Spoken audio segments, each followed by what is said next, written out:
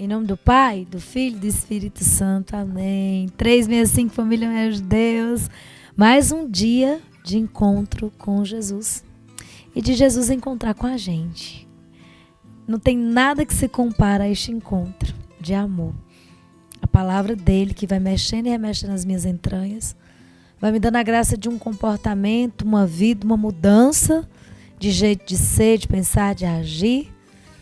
E a gente vai tendo um rema para hoje. Quer um rema para hoje? Você é da descendência de Jesus, da família de Jesus. Você é da bênção de Abraão. Imagina que tem milhões e milhões de pessoas que têm uma bênção especial e você faz parte dessa herança bendita de filhos e filhas que passaram na história de salvação e fizeram com que você estivesse aqui hoje, chegasse aqui hoje. É grande ou não é isso, gente? Saber que por trás de mim tem uma história imensa de pessoas que deram sangue, que deram a vida. Você já imaginou se na sua história tem alguém que foi mártir? Alguém que é santo? Alguém que é bispo, padre da igreja, você nem sabe. Alguém que fez um grande bem para o mundo. Alguém que rezava mesmo e graças a essa pessoa você tem uma sede assim por Deus que você não sabe de onde vem, mas que você tem. Quando ninguém tem, você tem, porque tem um antepassado seu muito piedoso, muito de Deus, muito devoto, muito amoroso com Deus, com a igreja. Sabe aquela caridade que você traz, talvez vem lá da sua família, aquela bondade que você traz, aquela coisa boa que você traz, esse talento que você traz. É uma herança bendita de milhões de nomes que compõem a sua história. Agora imagina nós cristãos, católicos, o tanto de mártire, o tanto de pessoas, o tanto de zilhões de pessoas que estão atrás de nós. É graça sobre graça, é bênção sobre bênção. E hoje nós vamos ver 1 Crônicas 24, de 1 até o 32. São um monte de nomes dos sacerdotes. Aí você fica, Debrinha, por que questão de nome? Vou explicar para você. Ó. Eis as classes dos filhos de Arão. A gente precisa entender que Arão era o sacerdote. Era ele o autorizado a cuidar do tabernáculo do templo. Ele era a pessoa que Deus constituiu. Por exemplo, Deus constituiu 12 colunas na nova igreja. Na igreja dele. Instituída por ele na nova e eterna aliança. Os 12 apóstolos. E todos os bispos são oriundos. São da sucessão apostólica de um dos apóstolos. Você imaginou como isso é grande, gente? Vai voltando o seu bispo. E o que ordenou ele, o que ordenou o bispo que ordenou ele, o que ordenou o bispo que ordenou ele, o que ordenou o outro. E vai voltando, vai dar um dos 12. Como o Papa dá em Pedro, voltando, Francisco, Bento XVI, São João Paulo II, Paulo VI, São João 23, e aí vai. Vai voltando, vai dar em Pedro. Porque estes são, de acordo com a nova aliança, escolhidos por vocação, por chamado de Deus. Hoje o sacerdócio católico é por chamado, o sacerdócio antigo era pelas famílias. E Arão era a família autorizada, o irmão de Moisés, para ser o sacerdote que imolava, que sacrificava, que oferecia, que pedia perdão dos pecados. Ele tinha os filhos, e dos seus filhos é que vem a graça e a bênção. Nossa Senhora também era da tribo sacerdotal, da tribo dos levitas, da tribo de Levi, que é a tribo de Arão também, olha bem. Nadab, Abiú, Eleazar e Tamar. Nadab e Abiú morreram antes de seu pai, sem deixar filhos. E Eleazar e Tamar exerceram as funções do sacerdócio. Você lembra que Nadab e Abiú morreram de uma forma assim, ó? Porque fizeram algo que não era para fazer, que não estava no script da lei? Lembram disso? A gente leu lá em Deuteronômio, Levítico, lá para trás. Vai fazendo memória de tudo que a gente já aprendeu. Davi, Sadoc da linhagem de Eleazar e Abimeleque da linhagem de Tamar dividiram os filhos de Arão por classes segundo os serviços deles. Tudo muito organizado, muito ordenado. E a minha vida precisa de organização. A minha vida precisa de ordem. Eu venho de uma ordem, eu venho de uma descendência, eu venho de uma família, eu venho de um povo, eu venho de uma cultura, eu venho de uma bênção, eu venho, tudo organizado. Então, de acordo com as suas funções, eles eram organizados para oferecer, cada qual no seu lugar, no seu tempo, aquilo que era próprio de Deus. E ele já estava prefigurando o templo, que ia precisar de tudo muito organizado. As coisas de Deus são ordenadas. A palavra de Deus diz que o mundo estava no perfeito caos e o Espírito ordena o caos. Então pede hoje, Senhor, ordena o caos da minha família, ordena o caos da minha vida, ordena o caos da minha existência, no meu trabalho. Onde está caos em mim, eu quero que o Senhor ordene pelo poder do Espírito Santo, que o Senhor pode, o Senhor quer, eu também quero.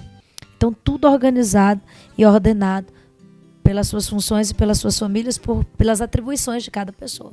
A gente precisa saber qual a nossa atribuição, nosso foco, para que a gente vê esse mundo e fazer direitinho, com ordem, com decência, pedindo o Espírito Santo para ordenar o caos interior, o caos exterior, o caos familiar. O 19.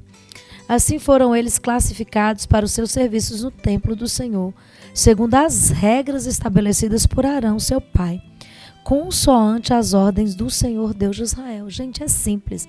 Nós temos um medo da palavra ordem, a gente tem um medo da palavra obediência, a gente tem um medo da palavra regra, a gente tem um medo da palavra mandamento, a gente tem uma versão da palavra autoridade, a gente tem uma versão da palavra, né, de hierarquia, a gente tem um monte de coisa que a gente vai criando, foram criando em nós resistências e rejeições a essas palavras. E elas são boas, elas nos ordenam, elas nos estruturam, elas nos fazem ser quem nós somos. Cumprir a ordem, cumprir as regras, os mandamentos, as leis.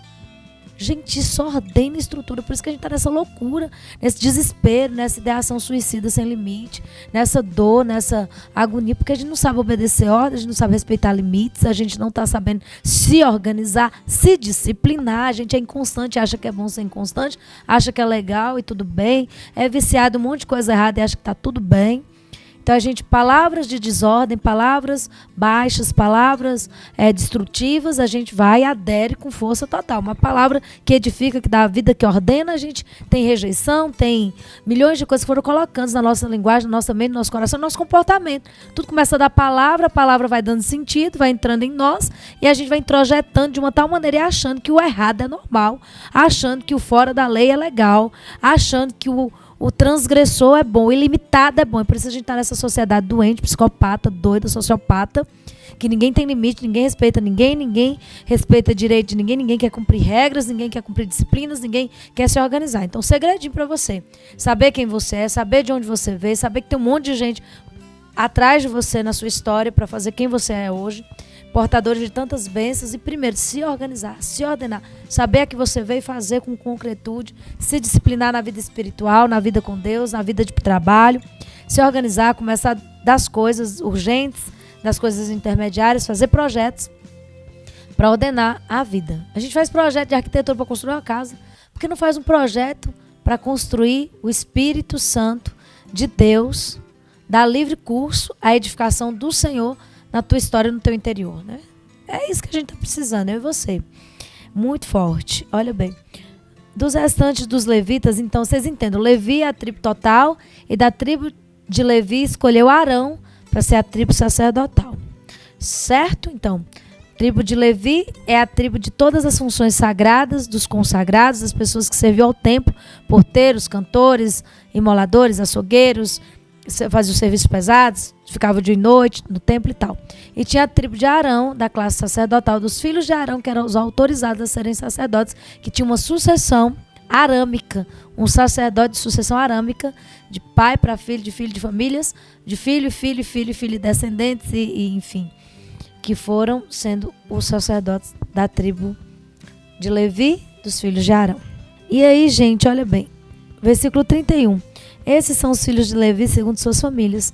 Também eles, como seus irmãos, os filhos de Arão, foram tirados pela sorte em presença do rei Davi, de Sadoc e Abimeleque, como também dos chefes das famílias dos sacerdotes levitas, estando os mais velhos em mesma igualdade que os mais novos. Palavra do Senhor, graças a Deus. Aqui fala dos sacerdotes, aqui fala das suas funções, que é essa ponte que liga a terra com o céu, que pede perdão e que ordena o caos da nossa vida, nos põe em ordem. O sacerdote é aquele que tem o poder de organizar e de pôr em ordem toda a nossa vida. Você quer sua vida em ordem? Pede o Espírito Santo. Você quer sua vida em ordem? Começa a ter um sacerdote que te confessa, que te absolve, para colocar você no céu, no trilho da graça, no trilho do amor. Para, a partir de Deus, ordenar todo o resto da sua existência. Deus te abençoe e Deus te faça muito feliz.